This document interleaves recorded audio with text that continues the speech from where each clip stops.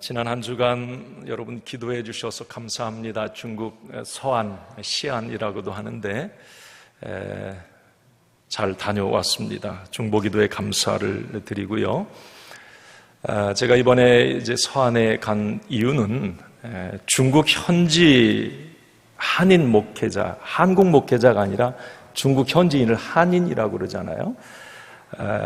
현지 목회자 18명 이제 목사 안수 과정에 필요한 이제 교육과 훈련을 진행하고 왔습니다. 이번에 이제 그 교육 과정을 이수하지 않으면 어떤 성찬식이나 뭐 세례를 주기가 어렵잖아요. 그래서 그들에게 이제 목사로서 필요한 그 과정 중에 하나를 이제 강의하고 왔는데, 이번에 참석한 그 현지 목회자들 작게는 한 10명 정도 교회를 담임하는 목회자도 계시고, 한 500명 정도의 교회를 담임하거나 또 사역하는 뭐 큰 교회 목회자도 계시고, 함께 좋은 좀 시간이 되었던 것 같아요. 제가 이번에 느낀 점은 그겁니다. 수백 명, 수천 명의 어떤 대중들에게 말씀을 전하는 것도 물론 중요하지만, 이 훈련된 목회자, 핵심 리더를 키워내는 일은 너무 중요하다. 그 한 목회자가 뒤집어지면 그 지역이 변화돼 버려요.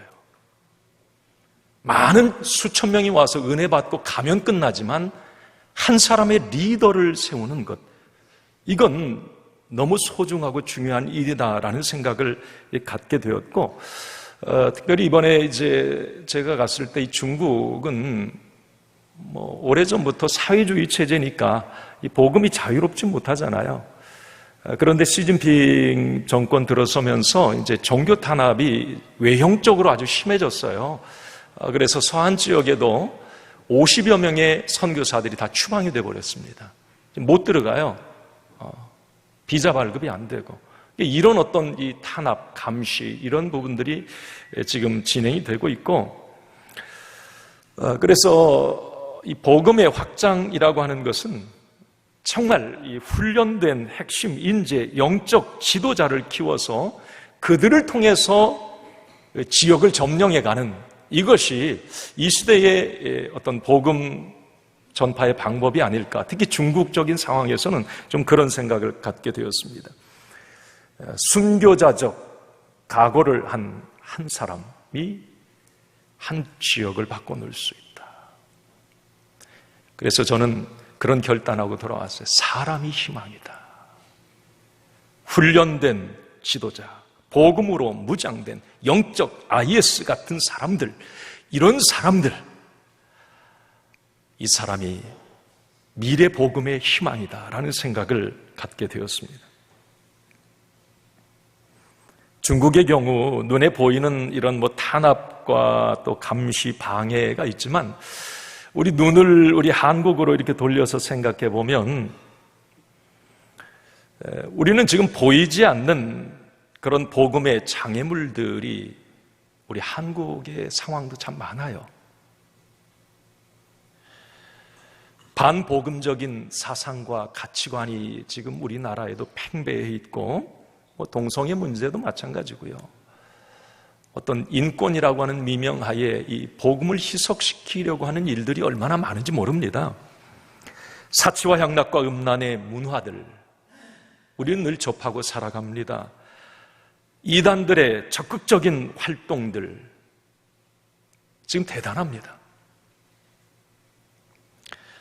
이러한 것들로부터 나를 지켜내고 또 교회를 지켜내기 위해서 우리는 어떻게 해야 할 것인가? 이건 너무 중요한 문제라고 할 수 있습니다. 십자가의 복음, 예수의 복음으로 먼저 구원받은 저와 여러분, 오늘 우리가 결단해야 될 것은 우리가 먼 곳에 나가진 못합니다. 우리가 중국 선교사로, 어디 아프리카 선교사로 나갈 수가 없어요. 못 나갑니다. 하지만 우리는 우리의 삶의 자리에서 복음의 통로가 되고 복음의 전달자로 살아야 되겠다라고 하는 각오와 결단이 저와 여러분들에게 필요할 것입니다. 여러분, 우리 한 사람 한 사람을 향한 하나님의 계획이 있어요. 우리는 그냥 그렇게 살다 죽을 인생이 아닙니다. 하나님께서 여러분들을 하나님의 자녀로 부르셨다면 하나님의 자녀로 부른 저와 여러분들은 하나님의 미션을 가진 사람입니다. 복음의 빚진 자이기도 하고요. 우리를 향한 하나님의 선교의 계획이 있고 영적 구원의 프로젝트가 우리에게 있다고 하는 사실이에요. 이걸 우리가 깨닫고 저와 여러분 한 사람 한 사람이 좀 전에 말씀드렸듯이 우리의 삶의 자리, 그 삶의 자리는 가정과 어떤 교회, 직장과 일터, 어떤 모임일 수 있어요. 그곳에서 우리가 복음의 바이러스가 되고 그리스도의 향기가 되어서 사는 것, 이건 너무 중요한 문제입니다. 그렇게 되길 바랍니다. 이 시간 저는 말씀을 전하면서 간절히 제 마음에 소원하기는 저와 여러분 한 사람 한 사람을 통해서 우리의 가정이 믿음의 명가로 세워지기를 바랍니다. 여러분 혹시 아직도 가정에서 가족 누군가가 교회에 나오고 계시지 않는다면 여러분들에게는 사명이 있는 거예요. 그 가정을 믿음의 명가로 영적 에덴 동산으로 만들어갈 미션이 여러분들에게 있는 겁니다. 사명이 있는 거지요. 그걸 이루어 가셔야 돼요. 그리고 더 나아가서 저와 여러분 한 사람 한 사람을 통해서 교회에 복된 변화와 성장의 열매가 풍성해지기를 원합니다. 또한 저와 여러분 한 사람 한 사람을 통해서 우리 직장과 일터가 복음화되고 복을 받기를 간절히 소원합니다.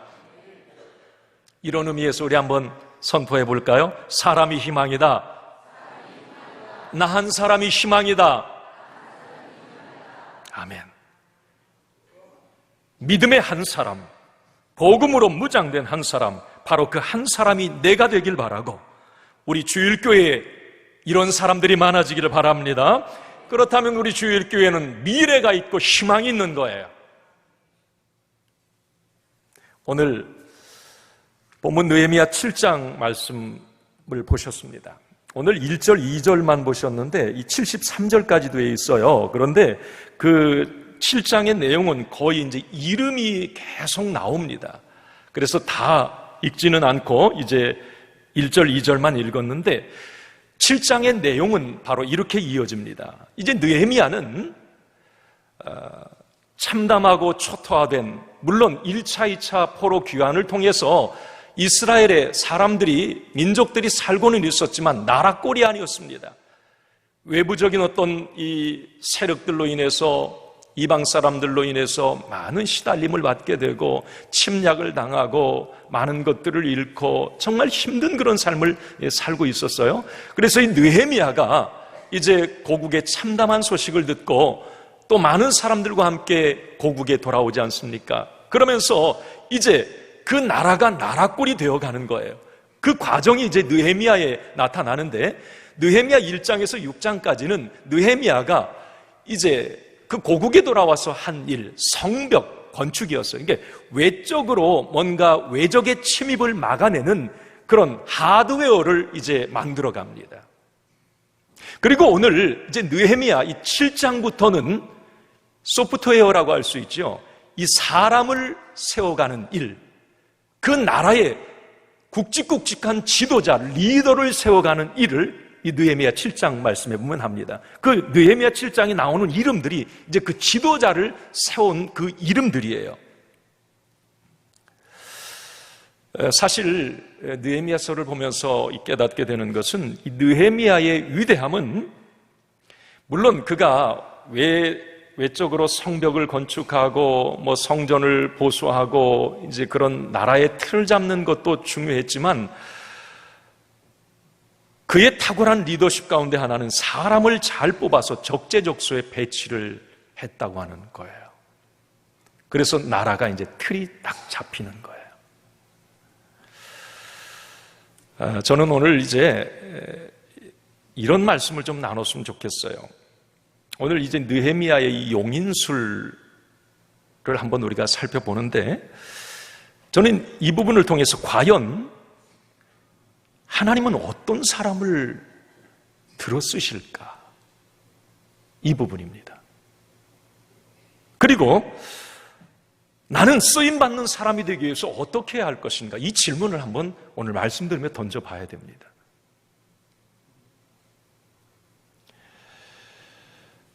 나아가서 어쩌면 오늘 말씀은 앞으로 우리 주일교회가 이제 지도자를 세워가고 직분자를 세워올 때에 어떤 성경적 기준이 될 수도 있습니다.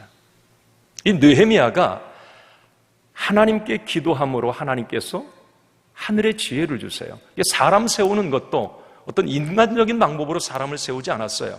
오늘 그 부분이 이제 이 느헤미야 7장 말씀에 나오는데, 이 부분은 우리 교회의 리더를 세워갈 때도 너무 중요한 부분이라고 저는 생각을 합니다. 자, 어떻게 한 나라의 이 기초를 만들어가는 이 사람을 세우는 것, 무엇에 중점을 둬야 할 건가? 우리 교회는, 우리 주일교회는, 그리고 이 땅의 많은 한국교회는 어떤 부분에 중점을 두고 직분자를 세워가고 교회 리더를 세워갈 건가? 나는 거기에 합당한 사람인가? 자, 오늘 1절 말씀을 한번 같이 읽어봅시다. 시작. 성벽이 건축됨에 문짝을 달고 문지기와 노래하는 자들과 레위 사람들을 세운 후에, 자, 성벽 건축되고 문짝 달고, 이건 외적인 이제 그 하드웨어를 이제 했다고, 그 마무리했다는 거예요. 그리고 뒤에 이어지는 게 이제 뭐 노래하는 자들과 레위 사람들을 세웠다, 뭐 그래요. 자, 가장 먼저 세운 사람들이 레위인들이었어요. 노래하는 자들, 레위인 같은 말인데, 여러분, 레위인들은 뭐 하는 사람들이죠? 우리 레위인, 레위 지파 많이 들었잖아요. 이 레위인은 성전에서 일하는 사람들이었어요. 뭐 요즘은 우리가 다 영적 제사장의 왕 같은 뭐 이 제사장, 그리고 하나님의 나라, 그래서 우리가 넓게는 다 영적 레위인이에요. 오늘 이제 예수 믿는 저와 여러분들이 다 레위인인데, 이 구약 시대에는 레위인 하면 특별히 성전에서 하나님의 녹을 먹고 일을 하는 사람들이에요.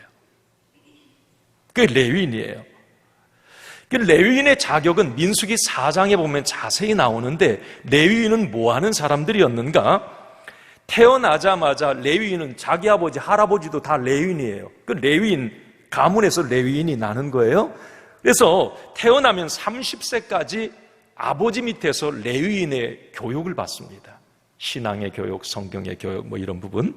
그리고 30세에서 50세까지 성전에서 하나님을 예배하며 헌신하는 삶을 살게 되죠. 특별히 이제 이 레위인의 업무는 제사장을 도와서 양과 염소를 잡아서 제사를 드리고 성전에서 하나님을 찬양하며 예배하는 일에 이 레위인은 쓰임을 받아요. 한마디로 결론적으로 말하면 레위인은 예배하는 자들이었어요. 제사를 드리는 일에 올인했어요. 이건 제사는 예배를 말합니다. 자, 그러면 오늘 느헤미야는 왜 레위인을 가장 먼저 세웠을까? 아니 뭐 정치자라는 사람을 세우든지, 아니면 나라가 지금 뭐 경제적으로 어려우니까 경제 리더를 앞세우든지, 그게 맞는 것 같은데, 오늘 느헤미야는 레위인을 가장 먼저 세워요. 이건 뭘 말하느냐면, 하나님의 교회, 믿음의 공동체에서 가장 중요한 것은 예배라는 겁니다. 맞습니까? 여러분도 그렇게 동의하세요? 여러분, 교회에서 가장 중요하고 핵심적인 일, 지금 여러분 여기 외우셨죠? 예, 그것 빼면 큰일 납니다. 우리 예배드리러 오늘 왔어요. 성전에서 가장 중요한 것은, 가장 중요한 영적 일은 하나님을 예배하는 거예요. 우리는 예배를 통해서 은혜를 받고, 예배를 통해서 하나님의 임재를 경험하며, 예배를 통해서 삶을 살아갈 힘과 용기를 얻게 됩니다. 다시 말하면 느헤미야가 레위인을 가장 먼저 세운 이유는 예배의 감격, 예배의 은혜, 예배의 축복을 경험하고 아는 사람이 교회의 지도자가 되어야 된다는 겁니다. 예배자가 교회의 리더가 되고 중직이 되고 지도자가 되어야 된다. 이것을 느헤미야서에서 암시해주고 있습니다. 왜냐하면 진정한 예배자가 그 교회 지도자가 될 때 그 개인이 복을 받으면 물론이고 교회가 복을 받고 그가 속한 공동체가 복을 받아요. 성경 말씀에 보면 예배 잘 드리는 진정한 예배자, 열렬한 예배자, 하나님이 기뻐하시는 예배자를 하나님은 절대적으로 축복하셨습니다. 예배 잘 드리는 가정이 복을 받았고요, 그가 속한 나라가 복을 받았어요. 여러분, 우리 신앙베이직 예배에 관한 말씀 2주 말씀을 나눴습니다. 그때 우리가 어떤 예배자가 되어야 될지, 또 예배란 무엇인지 말씀을 통해 은혜를 나눴어요.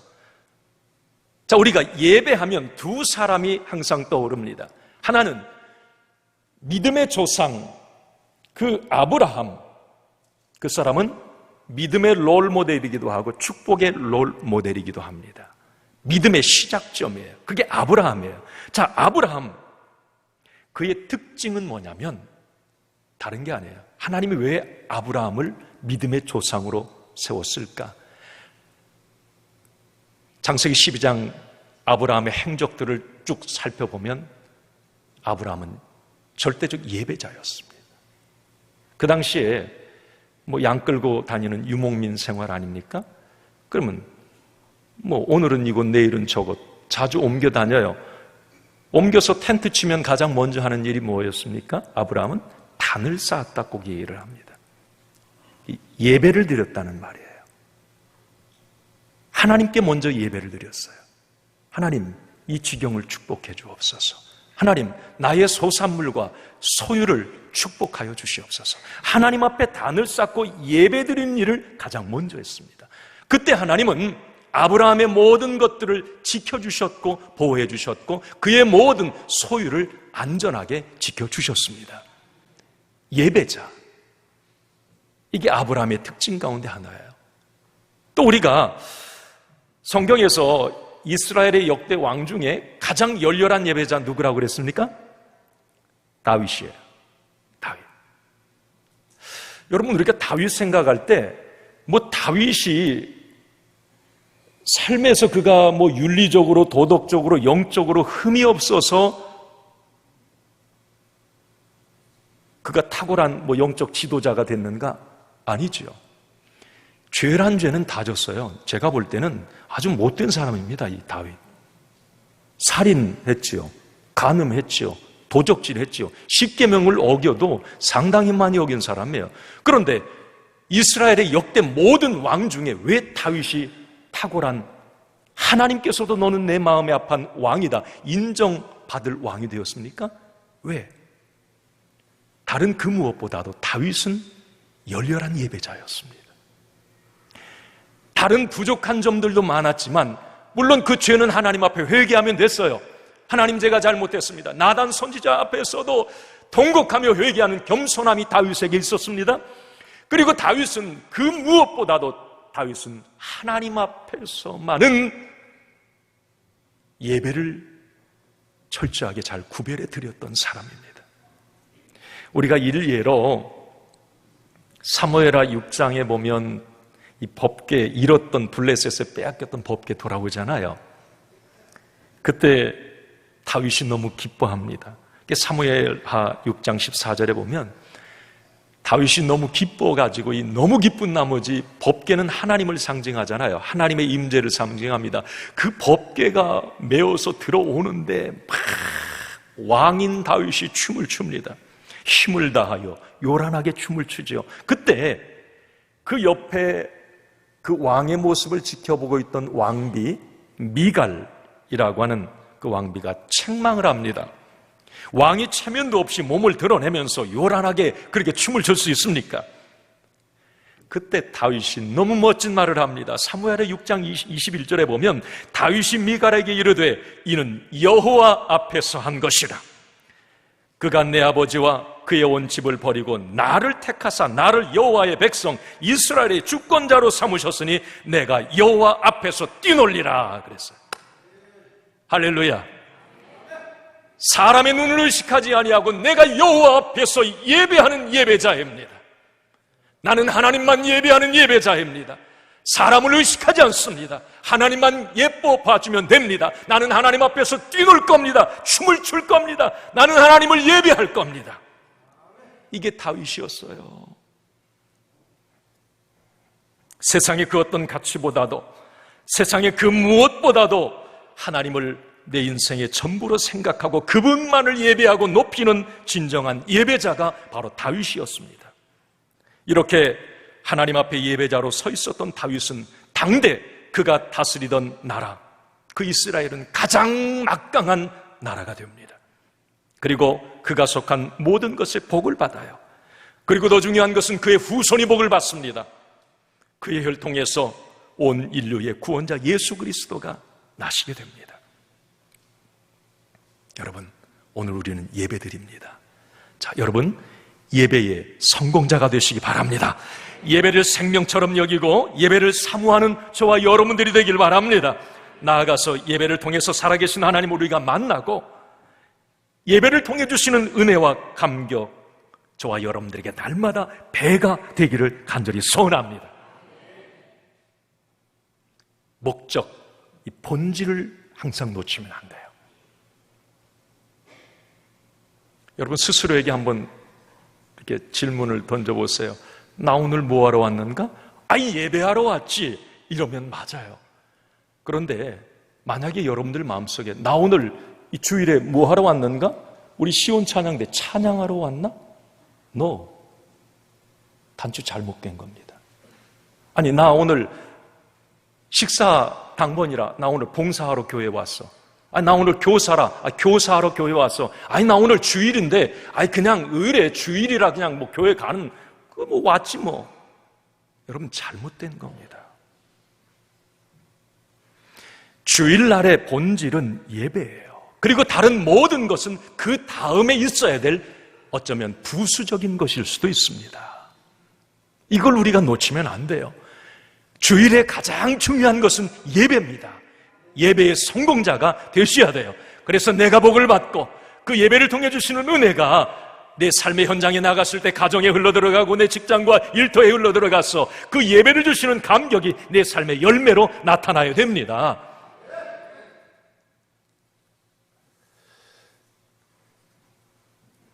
창원에서 목회할 때 13년 전 된 것 같으네요. 이제 작은 교회가 부흥을 해가면서 참 행복하게 목회를 했어요. 그런데 어느 날 이분이 아마 지금도 살아계신데 귀가 간질간질할 거예요. 아마 내가 하도 마음에 딱 이게 새겨져 있어서 이름은 얘기 안 하지만 이권사님, 어느 날 주일날 예배 그분이 항상 앉아있는 자리가 있어요. 여러분들도 다 앉아있는 자리에 대부분 거기 앉으시잖아요. 지금도 제가 이게 딱 한번 훑어보면 누가 안 왔는지 웬만큼 다 파악이 됩니다.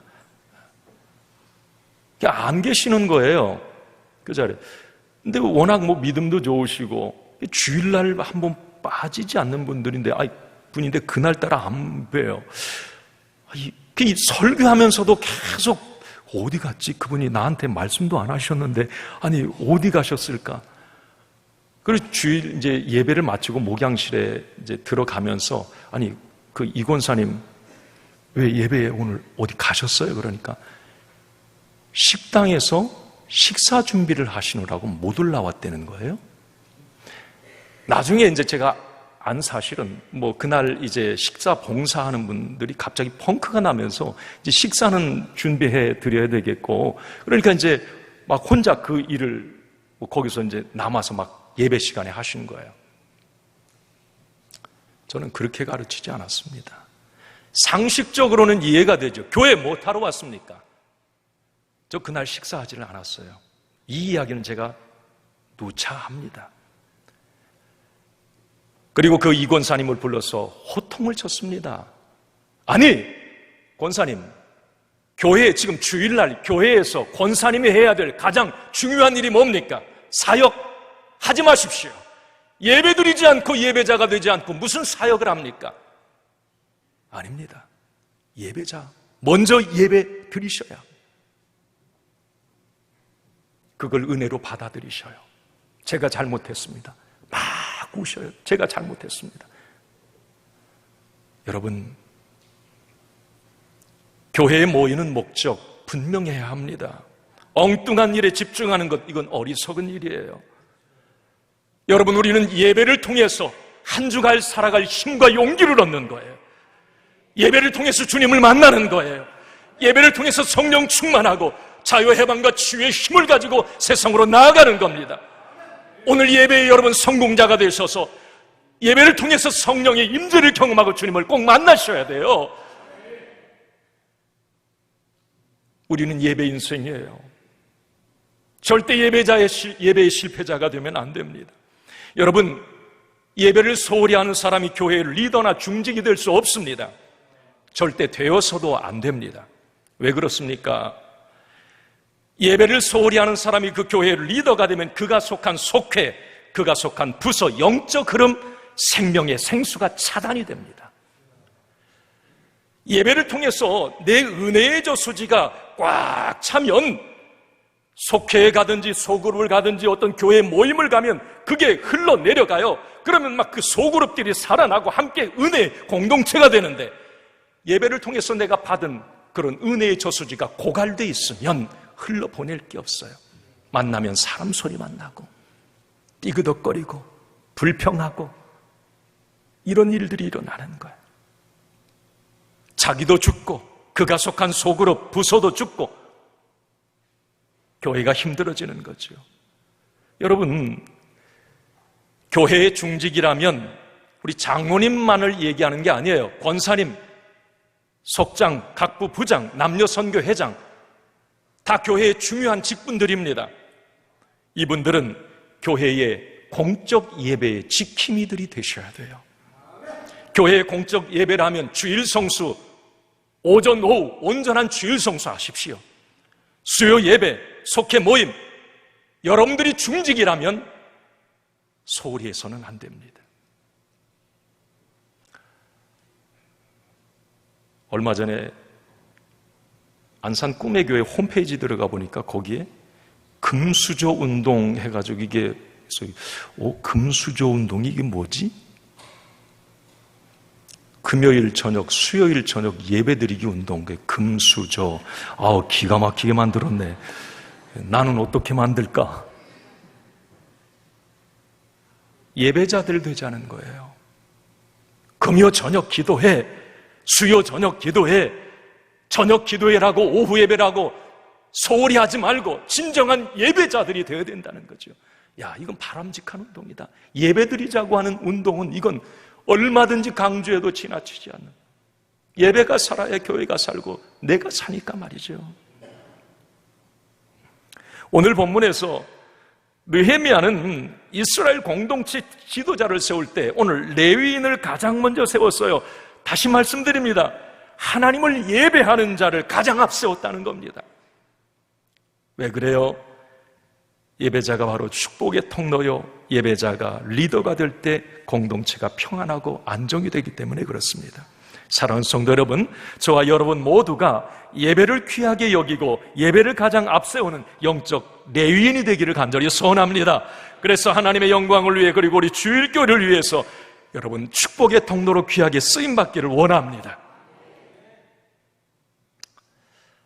한번 옆에 분에게 우리 그런 축복을 합시다. 이런 축복은 자꾸 해주면 좋아요. 옆에 분이 복 받는 비밀이니까. 우리 예배의 성공자가 됩시다. 한번 축복해 주세요. 그리고 이제 왼쪽에 있으면 오른쪽으로, 자, 그렇게 합니다. 예배 잘 드립시다. 한번 합시다. 시작.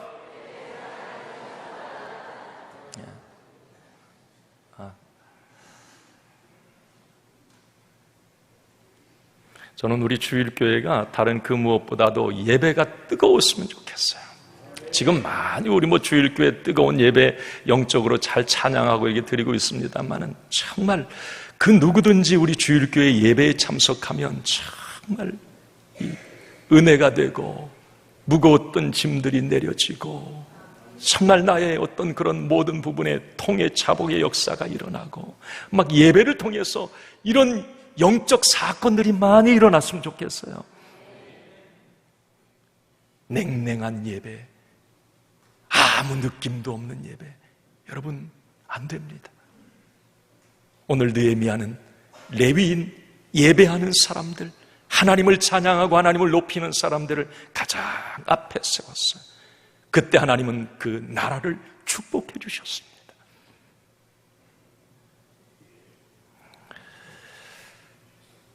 또 하나 마지막으로 우리 2절 말씀을 한번 같이 봅니다. 그 다음에 어떤 사람들을 세워가는지 2절입니다. 시작. 내 아우 하나니와 영문의 관원 하나냐가 함께 예루살렘을 다스리게 하였는데 하나냐는 충성스러운 사람이요 하나님을 경외함이 무리 중에서 뛰어난 자라. 아멘. 하나니를 세웠고 지도자로, 또 하나는 하나냐. 다 하시네요, 보니까.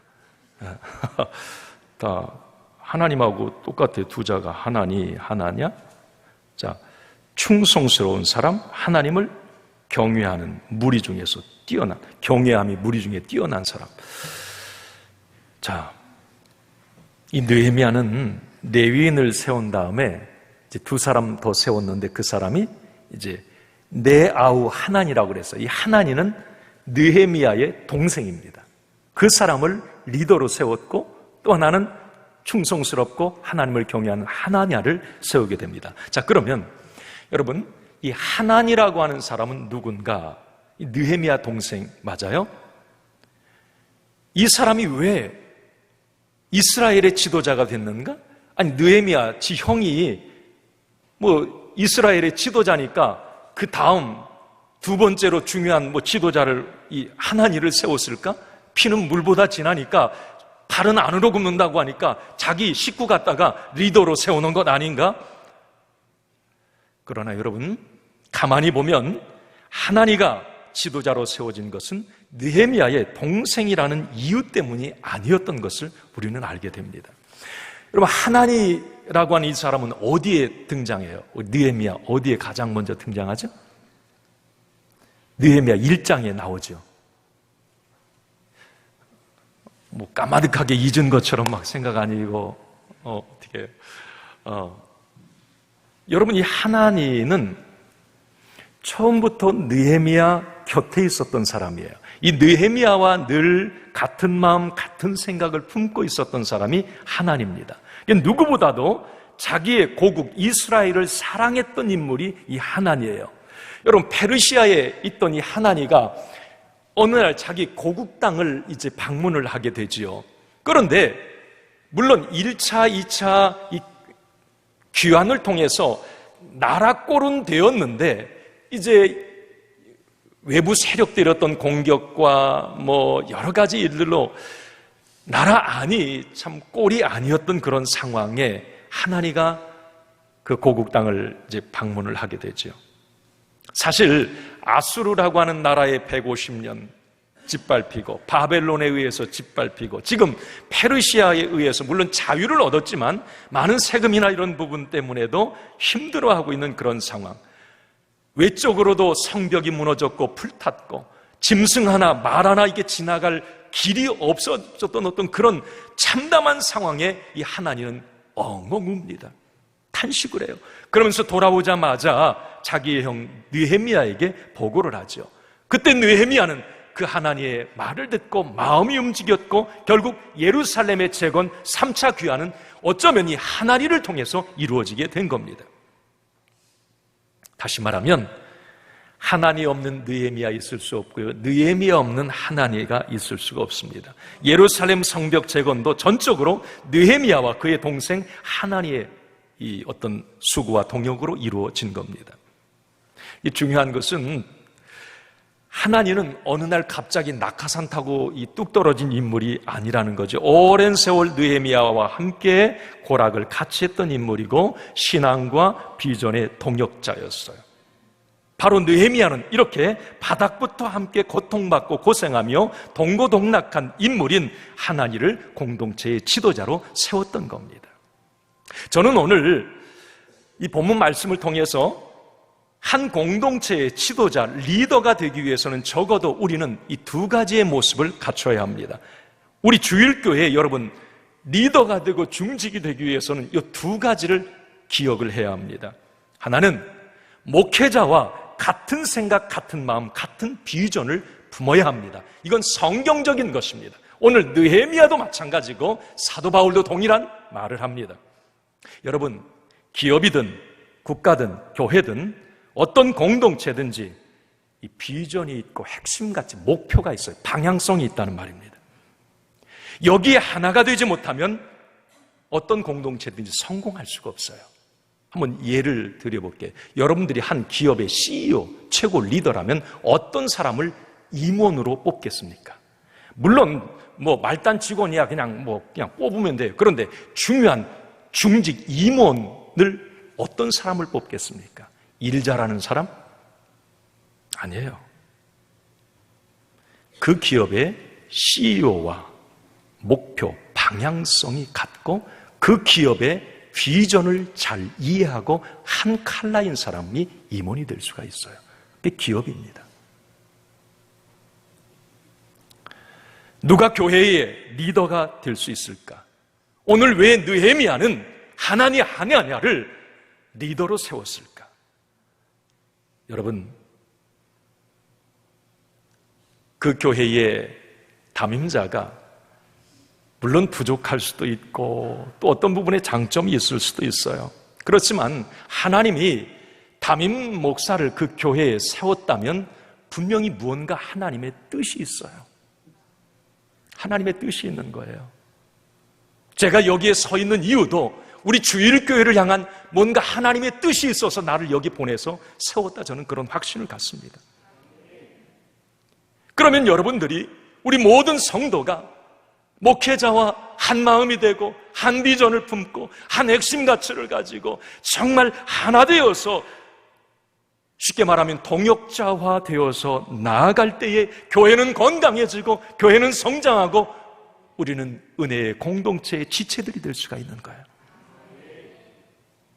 오늘 본문의 하나님은 한마디로 그 리더 느헤미야의 표정만 봐도 지금 느헤미야가 무슨 생각을 하고 있는지 아는 사람이었단 말이에요.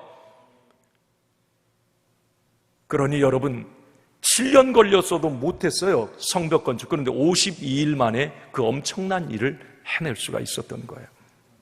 저는 우리 주일교회, 우리 목회자와 우리 중직 모든 성도들이 정말 같은 마음, 같은 생각, 같은 비전을 품고 이 시대 우리 주일교회에 주신 사명을 위해 함께 헌신하며 하나님의 나라의 확장에 저와 여러분들이 정말 멋지게 귀하게 쓰임받기를 소원합니다.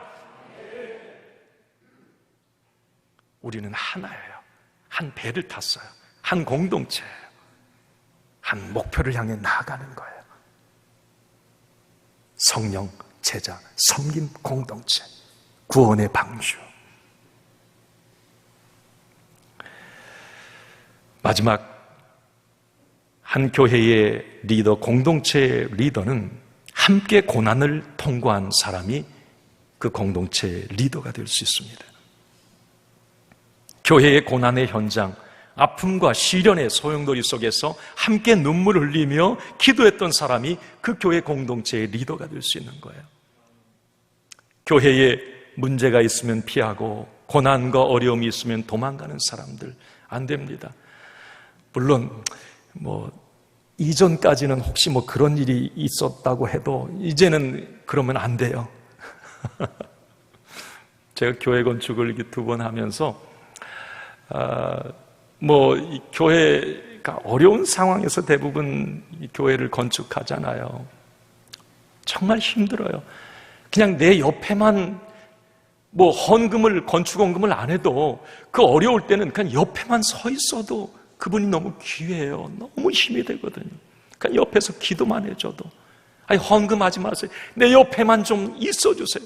그런데 부담이 되니 이렇게 떠나고 저렇게 떠나고, 그 나중에 또 교회가 잘 되면 또 이렇게 오세요.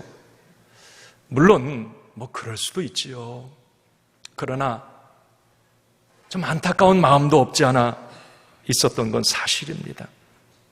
여러분, 어려움의 자리에서 헌신하지 않고 희생하지 않는 사람이 어떻게 그 교회를 사랑한다고 말할 수 있겠어요? 한번 여러분 생각해 보세요. 진짜 신앙의 동지라면, 내 가족이었다면 함께 울어야 되지 않습니까? 함께 웃어야 되지 않나요? 정말 어렵고 힘들 때 함께 그 고통을 나누면서 함께 기도하고 교회 일을 나의 일처럼 여기고 팔 걷어붙이고 함께 나아갈 수 있어야 정말 그 교회를 사랑하는 것 아닙니까? 저는 우리 주일교회 여러분, 여러분들이 헌금을 많이 하고 적게 하고 그런 건 전혀 상관이 없어요. 그냥 정말 나의 어머니 같은 나의 주일교회를 내가 사랑합니다. 정말 내가 주일교회에서 뭔가 작은 모통이 어떤 청소하는 일이라도 뭐 하나라도 내가 주님의 영광을 위해서 감당하기를 원합니다. 내가 주님의 교회를 사랑합니다. 이런 마음을 좀 가졌으면 좋겠어요. 이런 헌신자들이 교회에 많아질 때 그 교회는 건강해지고 놀라운 파워, 영적 영향력을 주변에 나타낼 수가 있는 겁니다. 오늘 본문에 하나니가 그랬고 하나냐가 그랬습니다. 이들은 진짜 어려울 때에 함께 고난의 용광로를 통과한 사람들이었어요.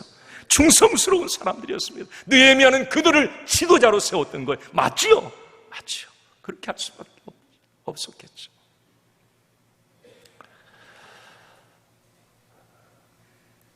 말씀을 준비하면서 그 생각 나더라고요. 여러분, 댄스 가수 유승준 씨 아시죠? 제가 젊었을 때 저도 한때 참 좋아했어요.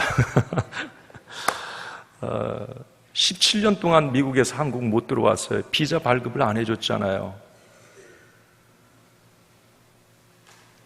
1997년에 한참 이 댄스 가수로 인기를 얻었을 때, 그때 선행을 많이 한 청년, 아름다운 청년에 이게 선정되기도 하고. 근데 2002년도 1월 달에 갑자기 미국으로 가더니 미국 시민권을 획득하고 한국 시민권을 포기해버렸어요. 군 입대를 앞두고.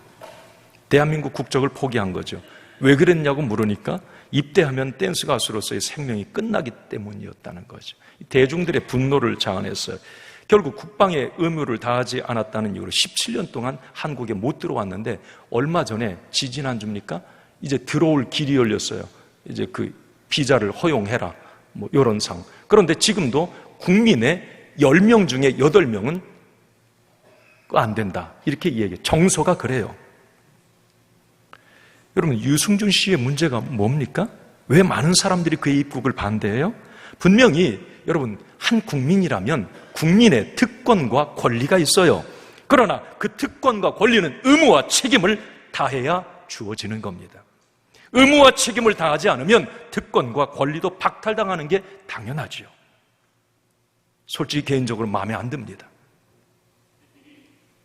자기 어려울 때 정말 자기가 꼭 해야 될 일을 회피하고 도망갔다가 다시 돌아와서 막 뭘 이렇게 하려고 하는 그 모습 안타깝지요. 여러분, 우리 믿음의 사람들에게 그런 생각을 해봤어요. 영적 특권과 권리 주어졌어요. 요한복음 1장 12절 말씀에 영접하는 자 곧 그 이름을 믿는 자들에게는 하나님의 자녀가 되는 권세, 특권을 주셨어요. 그런데 그 특권, 하나님의 자녀가 되는 권세, 하늘의 시민권은 책임과 의무를 다할 때 누릴 수가 있어요. 한 교회 공동체 직분자의 특권과 권리도 동일하다고 생각을 합니다.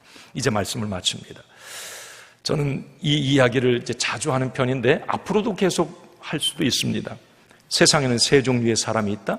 첫째는 있어서는 안 될 사람, 두 번째는 있으나 마나한 사람, 세 번째는 꼭 있어야 될 사람. 저는 오늘 예배드리는 저와 여러분, 하나님과 사람 앞에 우리가 얼마나 살지는 모릅니다. 하나님이 부르시면 가야 되는데 내 남은 인생 하나님과 사람 앞에 저는 꼭 있어야 될 사람으로 살고 싶습니다. 교회가 교회되어지는 일에 꼭 필요한 한 사람, 제가 되길 원하고 여러분들이 되길 원합니다. 이 사람이 희망이에요. 이 사람이 희망입니다. 이제 우리 모두가 우리 주일교회의 성도로서, 또 한국교회의 그리스도인으로서, 또 하나님 나라의 시민권을 가진 사람으로서 그 어디에 있든지 우리 한 사람이 진정한 예배자가 되고 또한 교회를 세워나가는 그 일에 귀하게 쓰임받는 우리 모두 되기를 주님의 이름으로 간절히 축원합니다.